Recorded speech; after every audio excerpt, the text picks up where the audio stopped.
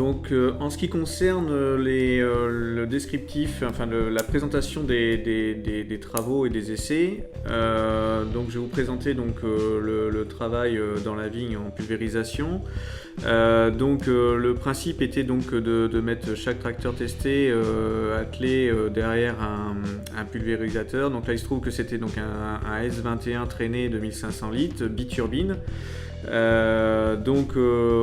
L'idée était donc de remplir donc la cuve de 1500 litres, d'arpenter la parcelle d'1 hectare environ à peu près, donc une parcelle pentue avec donc le régime prise de force de 540 tours minute.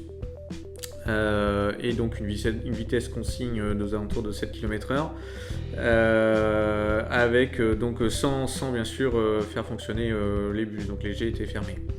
Et donc à partir de là, on mettait sur chaque tracteur testé un réservoir indépendant, donc un bidon à l'avant. Juste avant le début du test, donc il y avait une pesée du bidon. On chronométrait donc le tracteur arpentait donc la parcelle, et une fois l'hectare traité avec le pulvérisateur, on pesait le bidon, et donc on déterminait ainsi la consommation du tracteur.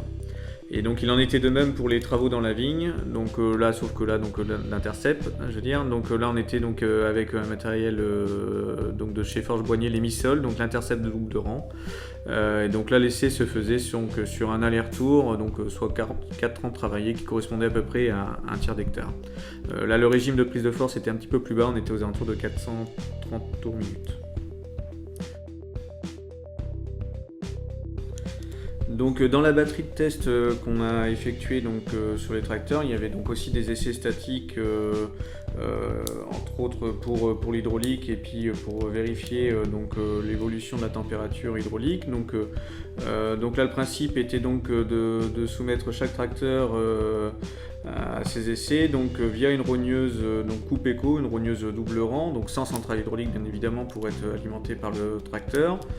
Chaque tracteur était donc réglé avec un débit hydraulique de 40 litres minute. Donc le principe était donc de mesurer donc la température donc avant la mise en fonction de la rogneuse, et puis après il y avait une prise de température à l'aide d'un thermomètre laser à intervalles réguliers.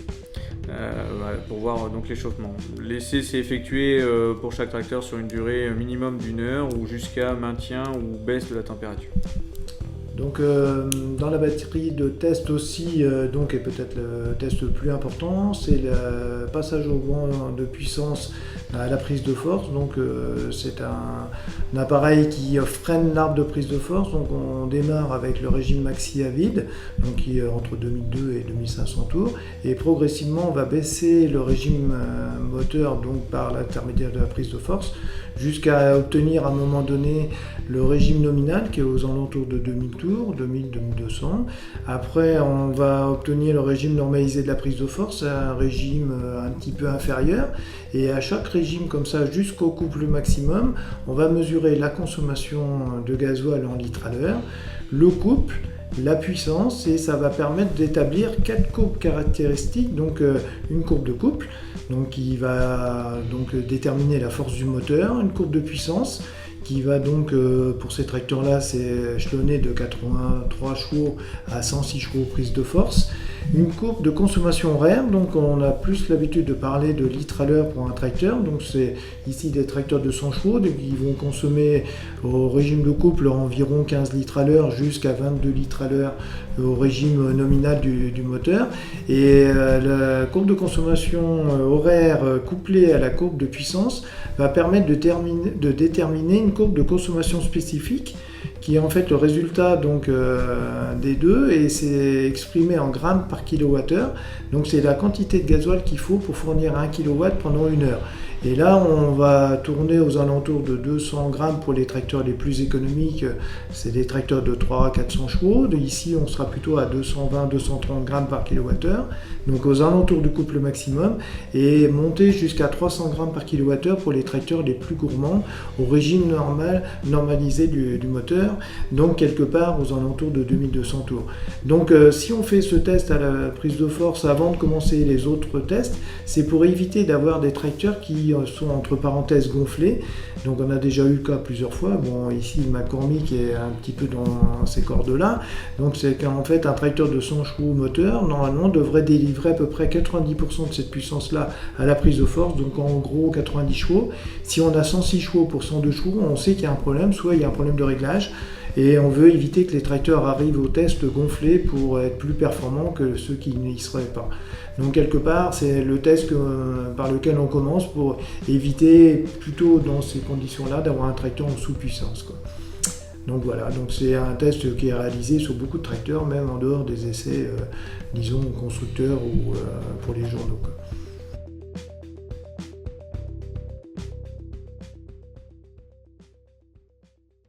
Donc là, bonjour, on va vous présenter les résultats du Casillage Verstrom 110CX Drive. Donc c'est un tracteur standard qui a des ailes spécifiques vigne et autrement des pneus assez étroits pour passer dans le gabarit des 2 mètres en largeur. Donc au niveau des résultats du banc d'essai à la prise de force, c'est un tracteur qui a un moteur de 110 chevaux et délivre 104 chevaux prise de force, donc c'est une très bonne puissance, avec un couple assez élevé, je crois même que c'est le plus élevé de tous, avec 49 mètres décanewtons, et une consommation relativement faible, de 21,9 litres à l'heure. Donc globalement, ce tracteur est équipé d'une transmission donc à variation continue. Et donc après, pour les résultats de performance ou pour le test de conduite de transport de vendange, en fait c'est un tracteur qui, de fait qu'il ait un poids assez élevé par son gabarit, a consommé un petit peu plus que la moyenne, mais quelque part est très très confortable et s'avère très sécurisant parce qu'il a un gros gabarit. En ce qui concerne donc les tests dynamiques, donc il y a eu donc plusieurs tests dynamiques, à savoir donc un chantier de pulvérisation sur une parcelle un peu pentue et donc un chantier d'entretien du cavaillon avec un intercept double rang. Bon, l'intérêt du casillage, donc c'est son gabarit sur le chantier de pulvérisation, puisqu'on se retrouve avec un tracteur qui a une bonne traction et puis une bonne tenue sur cette parcelle en pente avec donc le pulvérisateur de 1500 litres. Derrière, sur le chantier d'entretien du cavaillon, on se retrouve aussi avec un tracteur, donc du fait de son gabarit, qui nous donne une bonne visibilité du travail. Par contre, il faut faire quand même attention à son poids qui reste relativement important et qui, du fait de son gabarit là encore, avec une voie assez large, arrive à faire un petit peu de tassement au niveau des pieds de vigne. Donc là maintenant on va vous présenter le Claas Nexos 240 VL. Donc c'est un tracteur fruitier avec un moteur nef d'une bonne puissance puisqu'il développe 91 chevaux à la prise de force. Il a une très bonne consommation spécifique, un niveau sonore très bas pendant le passage au banc avec quelque chose qui s'approche des minimums. Et ce qui est surprenant, c'est qu'après au niveau transport, la transmission résonne un petit peu plus dans la cabine. Au niveau du transport routier, il a aussi une très bonne consommation. Il est très nerveux puisqu'il monte le plus rapidement en haut de la côte, là où on fait le départ arrêté en bas. Et il a donc un bon comportement, si ce n'est qu'il tangue un petit peu sur la route d'après les chauffeurs, donc du CDJA. Et donc ce petit manque de stabilité ternit un petit peu son image de transport sur la route. Et autrement, dans les défauts qu'on a relevés aussi, c'est au niveau de l'attelage. Le relevage est un petit peu difficile à maîtriser, notamment au niveau du découplage. Donc en fait, c'est quelque chose qui est un petit peu à revoir, mais autrement, c'est un bon tracteur. Donc là, moi pour ma partie c'est terminé. Fabien, tu peux... Donc voilà, en ce qui concerne moi les chantiers de pulvérisation et d'entretien du cavaillon, je vais reprendre un peu les propos de Didier. En ce qui concerne les consommations, que ce soit pour le chantier de pulvérisation ou pour le chantier d'intercept, on est sur des consommations qui sont en dessous de la moyenne, voire bien en dessous de la moyenne. Et là encore, je vais reprendre les propos de Didier sur l'essai, principalement l'essai du chantier de pulvérisation, donc sur la parcelle pentue, où il a été noté un petit manque d'adhérence, principalement en descente, hein, avec le poids bien sûr du pulvérisateur. Après, il s'avère que c'est un tracteur assez maniable, avec un diamètre de giration là encore en dessous de la moyenne. Donc un tracteur qui braque plutôt bien. Il est à noter également sur le classe Nexos que les pédales de frein d'embrayage ne sont pas vraiment accessibles et ne sont donc pas très pratiques à l'utilisation. Donc là maintenant on va vous présenter le Fendt 210F Vario. Donc comme son nom l'indique, c'est un tracteur avec une transmission à variation continue. Il est aussi équipé d'un moteur 6U 3 cylindres, donc en 3 litres 3 de cylindrée. Donc malgré tout c'est un tracteur qui a une très bonne puissance puisqu'il délivre 94 chevaux 6 à la prise de force et la consommation est très basse aussi. Donc c'est très bon résultat à la prise de force. Il a été assez silencieux pendant le passage au banc avec 76 décibels. Mais ça aurait pu être mieux. L'hydraulique est très performante. On a une pompe en lot de Sensing qui développe 104 litres. Par contre, sur les résultats du test, on note qu'on a réussi à obtenir que 62 litres donc sur un distributeur. Ils sont marqués 65 litres en cabine. Et c'est parce qu'on ne peut pas utiliser plus que ça sur des distributeurs limités à 65 litres. Par contre, à 1500 tours, on a déjà les 60 litres de débit hydraulique. Donc c'est un plus pour ce tracteur-là. Et on n'a pas pu faire le transport de vendange avec ce tracteur puisqu'il n'est pas équipé de frein de remorque. On n'a pas pris de risque d'avoir un accident, donc c'est le seul qui n'aura pas de consommation de temps et de performance au transport de vendange. Donc ce tracteur a un très bon rayon de braquage puisque c'est un tracteur fruitier et il reste aussi très confortable même si on n'a pas pu faire le test complet sur la route. Donc on est resté un petit peu sur notre faim avec ce tracteur. Mais après, Fabien va vous présenter les résultats à la vigne. Donc, en ce qui concerne le test pulvérisation, donc on se trouve avec un tracteur qui a donc là aussi une consommation en dessous de la moyenne.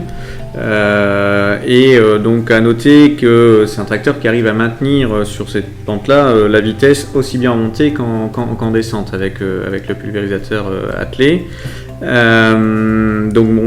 Comme l'a dit Didier, c'est un tracteur donc assez maniable avec un bon rayon de braquage. Donc ce qui fait plutôt de ce tracteur un atout. Sur le chantier de l'Intercept, on peut noter que la consommation est la consommation la plus basse de tous les tracteurs essayés, sur ce test je parle. Donc là on est sur une consommation de 2,15 litres hectare. À noter un petit manque d'adhérence principalement sur l'essieu avant avec ce matériel.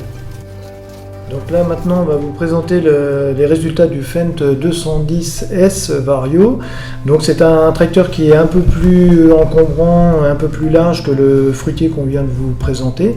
Donc il est situé un petit peu au-dessus de P, parce que dans la gamme il y a 3 niveaux de largeur. Donc c'est le même moteur 6U 3 cylindres, 3 litres 3 de cylindrée. La puissance livrée à la prise de force est sensiblement la même avec 93 chevaux, ce qui est correct. Le couple est un petit peu plus bas que le fruitier parce qu'il manque peut-être un peu de rodage. Malgré tout, c'est un tracteur qui consomme assez peu pour l'essai prise de force. Alors le bruit en cabine est exactement le même que le fruitier, avec une cabine qui est un peu différente quand même. Donc il est de 76 décibels, ce qui est correct. Le circuit hydraulique a un débit maximum de 104 litres qu'on n'a pas pu non plus tester entièrement puisque les distributeurs limitent le débit à 65 litres. On a trouvé ici 63 litres. Alors ces 63 litres minutes sont obtenus à partir de 1500 tours de régime moteur, ce qui fait que dans une utilisation en prise de force économique, on a déjà le débit maximum. Donc ce qui est très intéressant, avec cette pompe à débit variable, on a de très bonnes performances. Donc le transport de vendange a pu être effectué avec ce tracteur-là parce qu'il est équipé d'un frein de remorque. Alors avec son grand gabarit et ce frein de remorque, on aurait pu commencer à aller un peu plus vite, mais la transmission en variation continue n'a pas trop de frein moteur, ce qui fait qu'on n'a pas trop pu dépasser les 25 km/h pour rester en sécurité.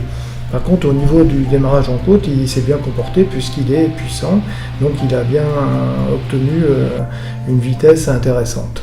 Donc le rayon de braquage de ce tracteur-là est pas très bon parce qu'on a affaire à un tracteur semi-standard avec des grandes roues pour pas dépasser le gabarit des 2 mètres qu'on avait demandé. Et ce qui fait que des grandes roues à l'avant sur un tracteur assez large, ça limite le rayon de braquage. Donc là on est à 10,80 m, 10,15 m plutôt, donc ce qui est relativement élevé pour un tracteur qui est censé aller dans la vigne, quoi.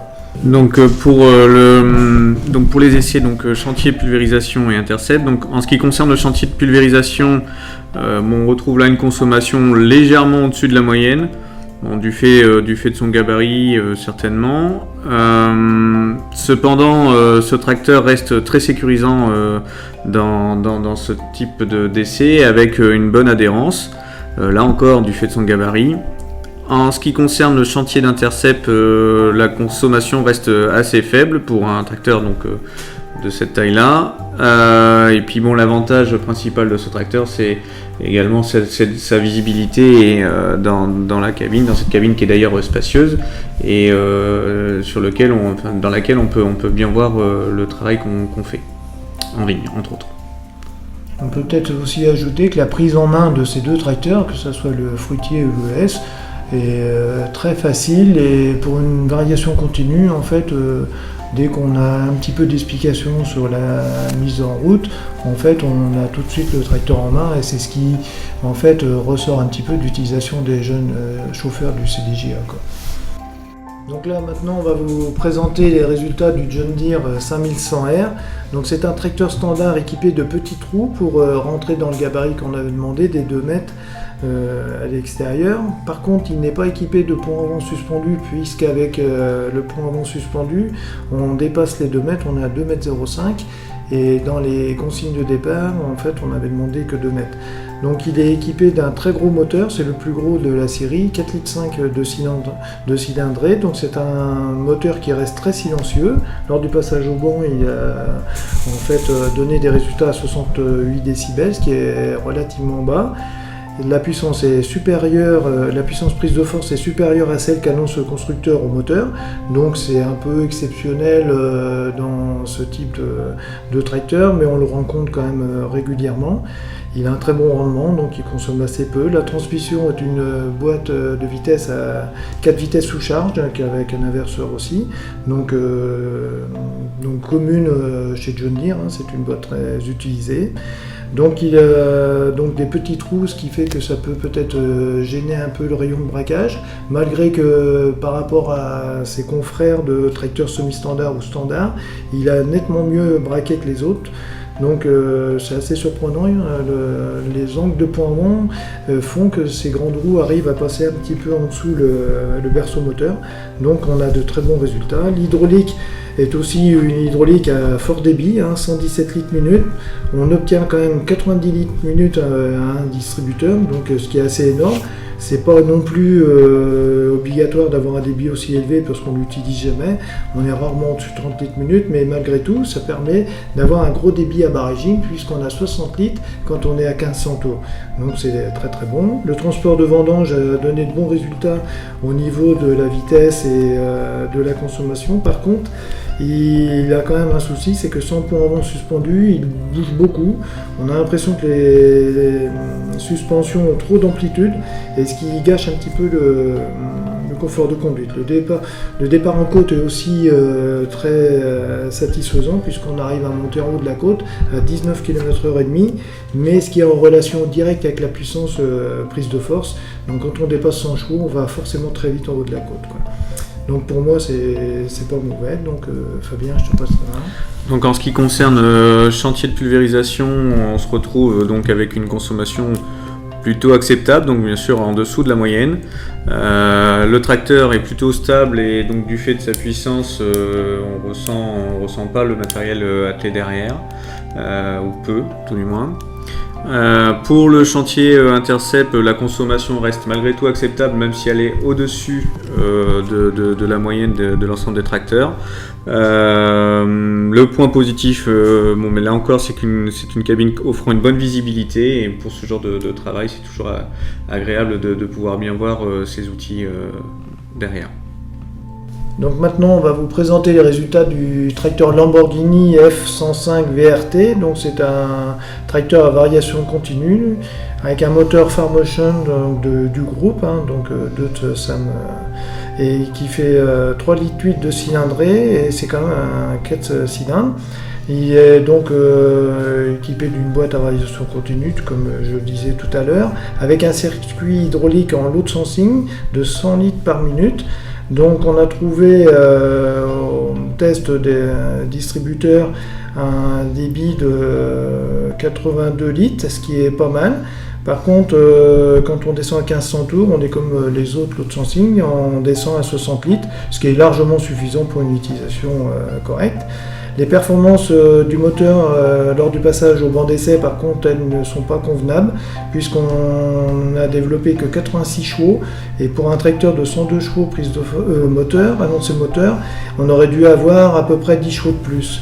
Et la consommation spécifique n'est pas très bonne non plus, puisqu'on a la consommation d'un tracteur de 100 chevaux, mais avec une puissance qui est à la baisse, donc le rendement n'est pas très bon. Donc le transport de vendange, on retrouve à peu près les mêmes inconvénients. On a donc une grosse consommation sur le circuit, puisque c'est la plus élevée avec le tracteur Sam. Une vitesse très basse en haut de la côte. Par contre, globalement, le temps de transport sur le circuit de 10 km, qu'on n'a pas trop présenté pour l'instant, en fait est à peu près identique, voire inférieur aux autres, puisque le confort de conduite est tellement intéressant qu'en fait les chauffeurs ont roulé relativement vite, même si dans la côte on est monté un peu moins vite que les autres. On a globalement une belle performance en matière de vitesse, d'avancement due à son confort de conduite. La prise en main aussi de ce tracteur est remarquable, c'est très facile, c'est très intuitif, donc globalement il n'a pas que des défauts, c'est quelque chose qui pour moi est pas mal, mais il faut quand même faire quelque chose au niveau du moteur, quoi. En ce qui concerne donc les essais donc chantier Pulvé et chantier donc Intercept, donc là on retrouve un tracteur donc pour la partie test pulvérisation, un tracteur plutôt énergivore en carburant sur ce type d'essai, avec un tracteur qui est peu stable, donc sur ces parcelles pentues avec le pulvérisateur attelé. Cependant, comme l'a dit Didier, le tracteur est très confortable avec une bonne prise en main. Voilà. En ce qui concerne donc le chantier donc Intercept, la consommation est là du coup en dessous de la moyenne. On y retrouve aussi un très bon rayon de braquage, ce qui est un atout pour ce type de travail. Chose que j'ai oublié de dire donc sur la partie chantier de pulvérisation, il s'agit d'une supposition, mais je pense que le tracteur est énergivore en carburant du fait de la boîte Vario qui prend énormément de puissance. Donc là maintenant on va vous présenter les résultats du Landini Rex 410 GT. Donc c'est un tracteur fruitier qui est équipé en fait d'un moteur 4 cylindres de Deutz de 3,9 litres de cylindrée, donc c'est la plus petite cylindrée du groupe. Il a une très bonne puissance à la prise de force, le couple est satisfaisant, une bonne consommation spécifique, donc du côté moteur c'est parfait. Donc c'est un tracteur qui est assez peu bruyant aussi, qui braque bien. Et au niveau du transport de vendange, il est sur une consommation relativement faible, avec une très belle performance et surtout en fait un confort de conduite qui est surprenant, parce que malgré que ce soit un tracteur assez étroit et pas très gros, en fait il a une suspension qui est très intéressante au niveau de la cabine et au niveau du pont avant. Donc en fait on peut faire des courses de tracteur avec, il n'y a pas de souci. Et globalement, donc pour moi c'est parfait pour ce tracteur là, pas grand chose à dire. Donc au niveau de l'hydraulique du Landini, c'est un hydraulique à centre ouvert, donc avec une pompe en engrenage, qui en fait délivre 70 litres au niveau du distributeur quand on est au régime maximal, et on n'a que 48 litres minute quand on est à 1500 tours. Donc en prise de force économique, ça peut paraître un petit peu léger, donc c'est un peu le défaut du tracteur. L'hydraulique n'est pas aussi intéressante qu'avec un circuit lourd de sensing. Pour les essais pulvé et entretien du cavaillon, donc il est à noter que sur le chantier pulvérisation, on est sur un tracteur qui a une faible consommation, donc là encore en dessous de la moyenne. Cependant, il est à noter que l'étagement de la boîte de vitesse n'a pas permis d'obtenir la vitesse consigne, en maintenant bien sûr les 540 tours minute prise de force pour l'alimentation des doubles turbines du pulvé. Donc pour le chantier Intercept, la consommation est légèrement au-dessus de la moyenne là sur le coup, mais enfin ça reste une consommation acceptable. Et donc comme l'a dit Didier, il s'agit d'un tracteur plutôt confortable avec un bon rayon de braquage. Et pour ce genre de travail, c'est sûr que c'est intéressant d'avoir un tracteur plutôt maniable. Donc là maintenant on va vous présenter les résultats du tracteur Lindner Lintract 90. Donc ce tracteur est un peu spécifique par rapport aux autres tracteurs du test, puisqu'il a en fait un pont arrière à direction, c'est-à-dire qu'en fait il peut avoir un rayon de braquage optimisé, on vous donnera les résultats tout à l'heure.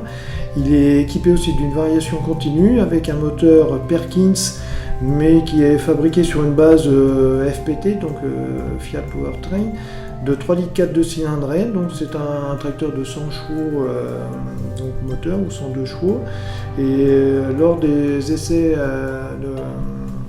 de prise de force au banc d'essai, en fait il n'a donné que 83 chevaux prise de force, qui est relativement faible par rapport à ce qu'on aurait pu espérer. Par contre, il existe pour ce tracteur-là un essai officiel au CDE, à la prise de force, où en fait on a exactement les mêmes performances. Donc c'est un tracteur qu'on peut considérer bien réglé, et donc n'a pas de défaut apparent. Donc on part sur une bonne base, ce qui est déjà pas mal. Donc au niveau de l'hydraulique, c'est un circuit load sensing à 80 litres minute. Et on retrouve 76 litres au distributeur, donc quasiment la totalité de ce qu'annonce le constructeur. Donc quelque part c'est quelque chose qui est à peu près correct. Le transport de vendange, donc c'est à peu près bien déroulé, si ce n'est qu'avec sa faible puissance, on a eu de la peine à monter rapidement en haut de la côte après le départ arrêté. Donc c'est un des plus faibles résultats, mais ce qui est logique, puisque plus on a de puissance, plus on monte vite en haut de la côte. Le circuit, par contre, c'est bien terminé, puisqu'en fait on a une des meilleures consommations de gasoil, dû peut-être à la boîte à variation continue. Et il y a 2 ans, quand on avait fait le même test, il était arrivé premier. Donc la boîte à variation continue amène pour ce type de tracteur une réduction de consommation pour le circuit routier. Donc c'est un bon résultat. Donc là, Fabien. Pour en ce qui concerne les essais chantier pulvé et chantier intercept, donc là le Lindner arrive à avoir une consommation légèrement en dessous de la moyenne sur l'essai intercept. Il s'agit d'un tracteur assez stable du fait de ses grandes roues dans ce type de travail, et puis de par son centre de gravité plutôt bas. Cependant, son rayon de braquage reste décevant en 2 roues directrices principalement, puisqu'on est sur un diamètre de giration de 10,39 mètres pour une moyenne de 9,21 mètres. Voilà. En ce qui concerne donc le chantier intercept, la consommation, il s'agit de la consommation la plus élevée sur ce type d'essai. Du coup, on se retrouve avec une consommation de 4,44 litres hectare, avec l'intercept double rang. Il était à noter malgré tout que le tracteur reste plutôt confortable, possède une cabine spacieuse et offre une bonne visibilité pour ce type de travail. Donc là maintenant on va vous présenter les résultats du Massey Ferguson 3709 AL. Donc c'est un tracteur semi-standard, donc avec un moteur Fiat Powertrain FPT de 3,4 litres de cylindrée, en fait équipé d'une boîte de vitesse avec 2 vitesses sous charge, communément appelée ILO. Donc les performances moteurs au banc d'essai sont très bonnes puisqu'on arrive à obtenir 90 chevaux à la prise de force pour un moteur de 95 chevaux. La consommation est très faible aussi. Il faut noter que c'est quand même le tracteur le moins puissant théoriquement du groupe et qu'en fait ça donne de très bons résultats. Le circuit hydraulique est un circuit à centre ouvert de 65 litres avec une option à 30 litres minute donc qui vient s'ajouter lors de certains tests. On obtient 60 litres au distributeur, donc ce qui est satisfaisant. Par contre, lorsqu'on descend à 1500 tours, on n'a plus que 39 litres, donc pour de la conduite éco ou en prise de force éco, ça peut être peut-être un petit peu juste. A noter aussi que lors du test d'échauffement à la rogneuse, c'est le tracteur qui a le moins monté en température, si ce n'est quasiment pas monté, puisqu'on a pris 2 degrés en l'heure et quart, donc c'est comme si on n'avait pas eu du tout d'échauffement. Donc les retours et les tuyaux sont très bien conçus. Pour le transport de vendange, le tracteur, par rapport à son gabarit, n'était pas équipé de pont avant suspendu, puisqu'avec le pont avant suspendu, il dépassait les 2 mètres. Donc malgré tout, il reste très confortable. Le temps a été un des plus courts. Le chauffeur, Léa, la fille, a roulé relativement vite. En fait, seule la vitesse en haut de la côte après le départ arrêté était un petit peu inférieure à la moyenne, puisque c'est un tracteur qui était légèrement inférieur à la puissance prise de force des autres, mais il est monté quasiment à 19 km/h, donc très performant dans l'ensemble, c'est un très bon résultat. Donc Fabien, je pense que ce sera la même chose. Oui, donc en fait, donc pour les essais, donc chantier pulvérisation, on retrouve par contre une consommation un petit peu excessive, donc avec une consommation de 13,16 litres hectare pour une moyenne de 12,86 de l'ensemble des tracteurs. Donc c'est, comme j'ai dit, un peu excessif. Le tracteur reste par contre régulier sur ce type d'essai, tant en montée qu'en descente, tout en maintenant le régime prise de force. Il s'agit d'un tracteur plutôt stable sur ce type d'essai avec une bonne traction. Pour le test intercept, la consommation est du coup là en dessous de la moyenne. Donc il s'agit d'un tracteur qui offre une bonne visibilité et une bonne stabilité. À noter que comme le classe, les pédales de frein et d'embrayage sont mal placées. Le braquage est correct. C'est pour un tracteur semi-standard quelque chose qui est un petit peu élevé mais qui reste bien dans la moyenne. Disons que sur les chantiers, on n'a pas senti de problème au niveau du rayon de braquage. Donc là maintenant on va vous présenter les résultats du McCormick X470 XL. Donc c'est un tracteur équipé d'un moteur 4 cylindres de 2,9 litres de cylindrée. Donc la puissance au banc d'essai paraît excessive puisqu'il délivre 106 chevaux à prise de force. 106 chevaux pour un 102 chevaux au moteur, donc là on dénote qu'il y a soit un problème de réglage ou un gonflage, donc c'est pas très logique. Et là par contre une bonne consommation spécifique, et donc globalement le tracteur est très performant au niveau du moteur avec une cylindrée assez faible. Donc pour le transport de vendange, cette puissance énorme permet de monter le plus vite en haut de la côte, donc le départ arrêté a été prodigieux. On a l'impression que le tracteur s'envole. Du fait en plus de ces 4 hydrocylindres blocs sur la cabine, il est très confortable. Donc quelque part c'est un peu un tracteur de course par rapport aux autres. Donc le seul truc c'est que la boîte de vitesse n'est pas forcément très bien étagée, ce qui fait que ça peut gêner un peu dans certains cas. Il mériterait une boîte à variation continue. Le circuit hydraulique est un circuit à centre ouvert de 82 litres minute. En fait c'est un circuit simple qu'on peut jumeler, donc 41 litres plus 41 litres, donc ça fait 82. Et on obtient 72 litres au distributeur, mais avec un jumelage des pompes qui est un peu compliqué. Si ce n'est que le McCormick est un petit peu plus facile que le Landini, mais malgré tout c'est pas si simple que ça. Donc ce tracteur là pour le test aussi est équipé de masse de roues arrière, ce qui fait qu'autrement peut-être avec son gabarit il aurait patiné un petit peu plus, donc il a deux jeux de masse en fond dans les roues arrière pour essayer d'améliorer sa stabilité. Donc quelque part c'est très performant. Donc là on va voir avec Fabien si ça se voit dans la ligne ou pas. Exactement, donc sur le chantier de pulvérisation, donc là du fait de sa puissance élevée, on retrouve donc la consommation du coup la plus basse sur ce test, donc avec une consommation de 9,92 litres hectare. Tout comme le Landini et comme l'a dit Didier, l'étagement de la boîte de vitesse n'a pas permis d'obtenir la vitesse consigne du départ pour ce type d'essai. En ce qui concerne le chantier Intercept, la consommation est donc légèrement au-dessus de la moyenne sur cet essai, mais légèrement. Et bon, il est à noter que le tracteur est très maniable, agréable à la conduite, tout en offrant donc une bonne traction, certainement due effectivement aux masses dans les roues arrière. Donc là maintenant on va vous présenter les résultats du SAM Fruiteto CVT 105.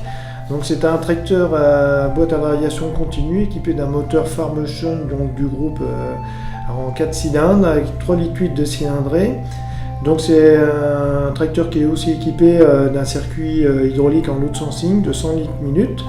Donc c'est un tracteur qui a donné au niveau du passage au banc d'essai des performances assez faibles puisqu'on a obtenu que 84 chevaux à la prise de force pour un tracteur de 102 chevaux annoncé, avec une consommation quasiment équivalente aux autres, voire supérieure, donc avec un très mauvais rendement.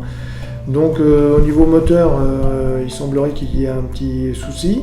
Donc la prise en main du tracteur est très intuitive et très facile, donc c'est quelque chose qui est très intéressant, on n'est pas dépaysé, dès qu'on monte dessus, on est prêt à partir.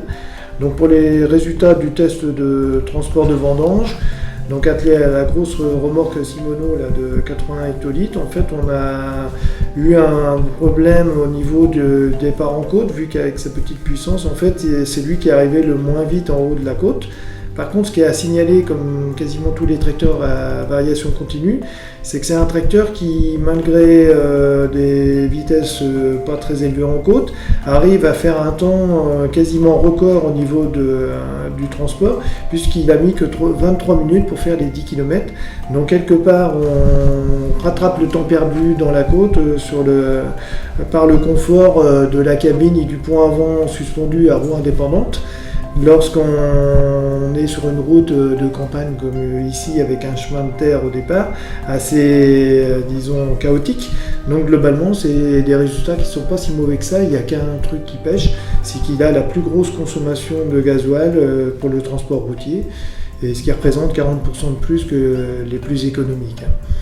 Donc voilà, donc Fabien. Voilà, pour en ce qui concerne donc là, le chantier de pulvérisation, comme l'a dit Didier, et c'est ce qui se retrouve aussi sur cet essai-là, c'est qu'on a la consommation la plus élevée sur ce type d'essai avec ce tracteur-là, donc une consommation de 17,15 litres par hectare, donc ce qui est un peu excessif.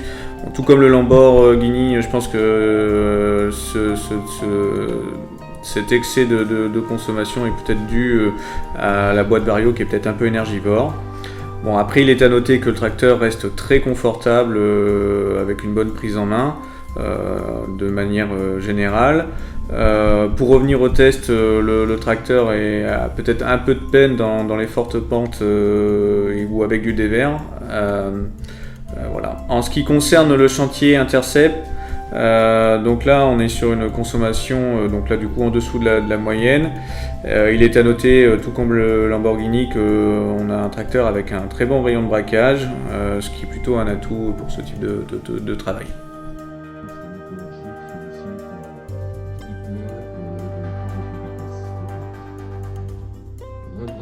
Bien sûr, avec prise de force avant. Au niveau des circuits hydrauliques,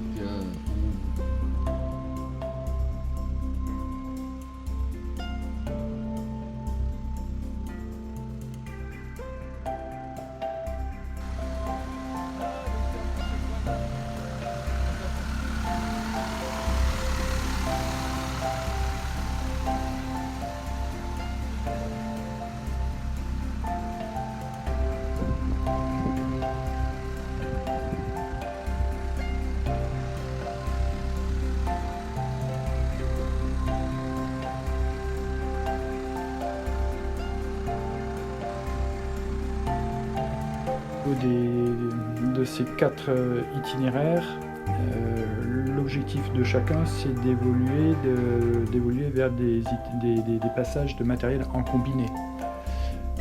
l'entretien de l'interrang et du dessous du rang, hein, voire même en combiné avec les opérations de rognage ou ce genre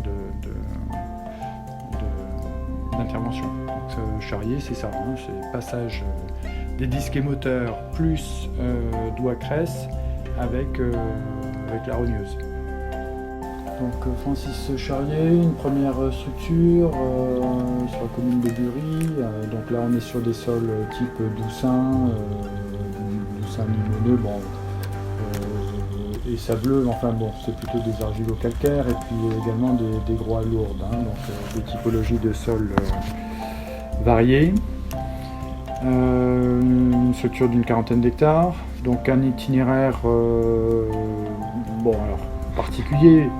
C'est vrai qu'on a affaire à une typologie de sol assez différenciée sur l'exploitation qui appelle à chaque fois des itinéraires adaptatifs, hein. Chaque type de sol ayant un petit peu ses contraintes en matière de passage, de reprise des sols, etc.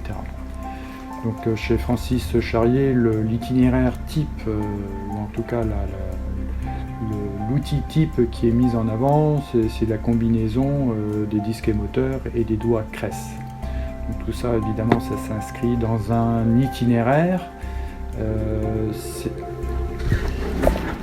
Ces matériaux, il les passe surtout en période estivale, lorsque les sols ont déjà été travaillés. La problématique que l'on a, ou en tout cas le point d'attention sur cette exploitation, c'est la reprise des sols en sortie d'hiver selon les configurations de type de sol. Voilà. Donc en termes premier passage, c'est quelque chose qui s'inscrit aussi dans un cadre itératif, c'est-à-dire qu'il y a une reprise des sols en sortie d'hiver, mais ça dépend aussi fortement des conditions de passage des outils en fin d'été, en quelque sorte. Voilà. Donc trois types de combinaisons ou trois types d'itinéraires en sortie d'hiver possibles. Passage de lame hydraulique, donc c'est lame hydraulique Brown, ou bien pour défaire le cavaillon, donc c'est passage du pétalmatique, ou bien lorsque les conditions ne s'y prêtent pas, c'est le passage d'un rotophile type Berti. Voilà. Donc à partir de là, c'est des combinaisons qui s'opèrent également en fonction que le viticulteur passe sur son rang enherbé ou bien sur son rang travaillé.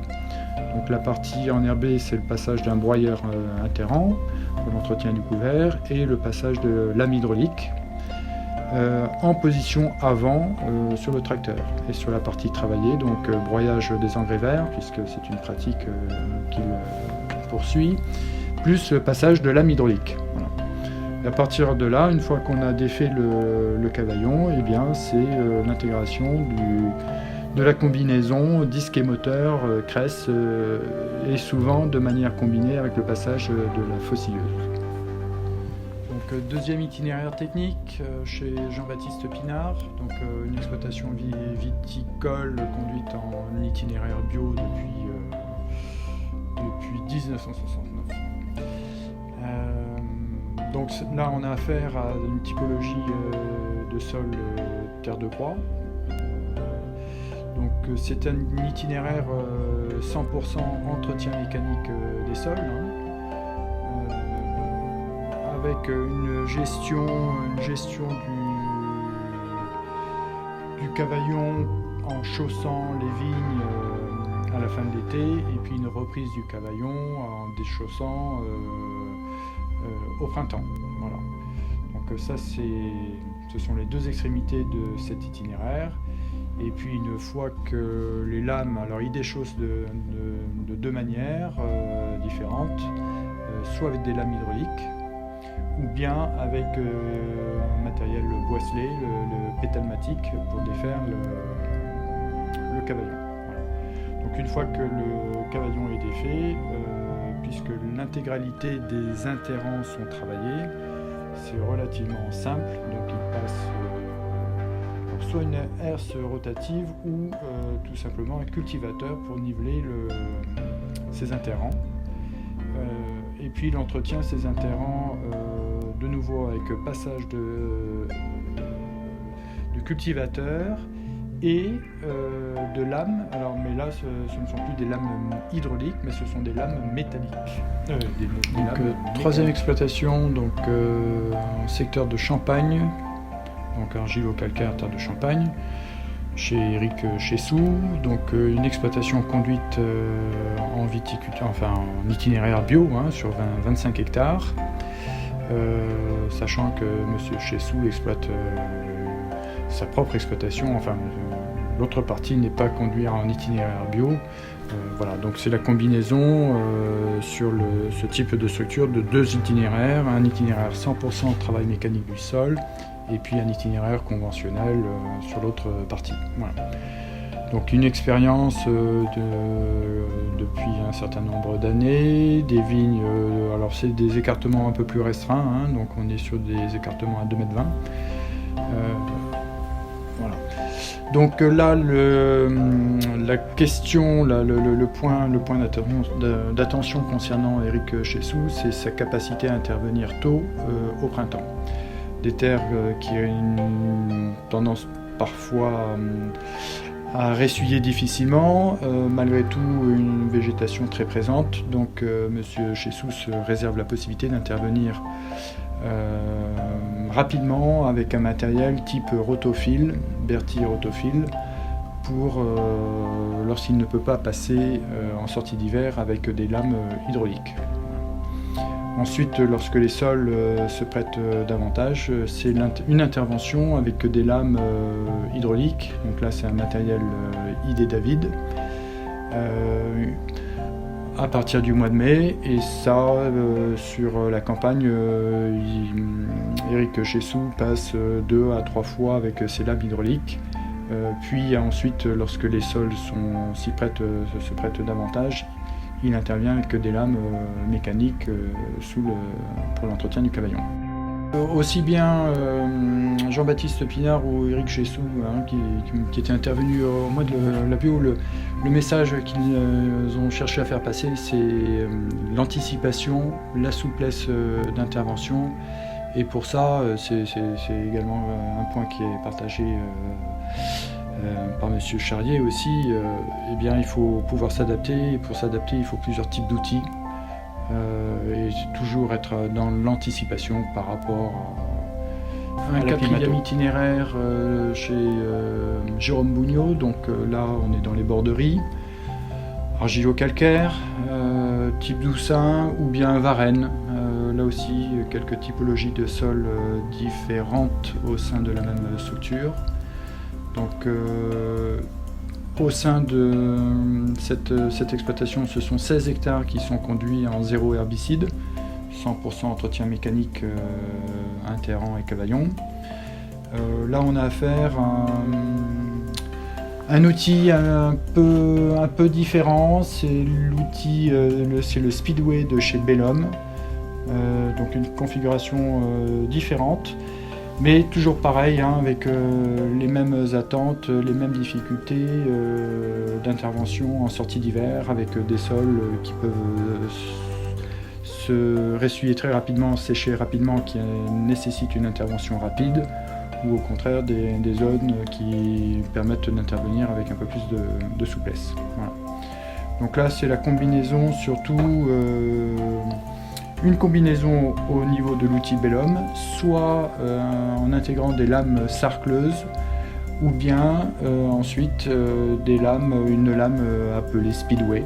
Voilà, c'est un disque crénelé qui ne travaille pas tellement les interceps, mais qui vient à proximité des ceps et qui permet de nettoyer, de bien dégager l'herbe autour du cep. Voilà.